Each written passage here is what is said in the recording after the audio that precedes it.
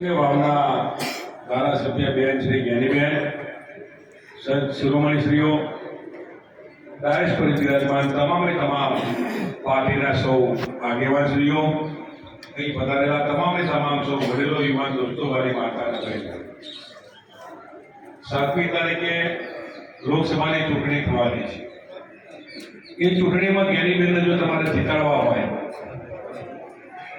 તો બધાએ તમારે જ્ઞાનીબેન બની જવું પડશે. જો તમારું સગું વાલું હોય ત્યાં જાતે બે વખત જવું પડે તો 2 વખત, તો ચૂંટણી પતેલી તેમાંથી તમારે 4 વખત જવું પડે તો 4 વખત. 1-2 દિવસ જ્ઞાનીબેન માટે બગાડજો. એટલે જ્ઞાનીબેનને મત તમે આપજો એવો સંદેશો ઘેર જઈને પહોંચાડવા નું કહેવા માટે, વિનંતી કરવા માટે ધનાવાડા ગામે તમારી પાસે અમે આવ્યા. સરસ ડોક્ટરે વાત કરી રામ મંદિરની, ત્યારે મારે તમને કહેવું છે, રામચંદ્ર ભગવાન કોના હતા?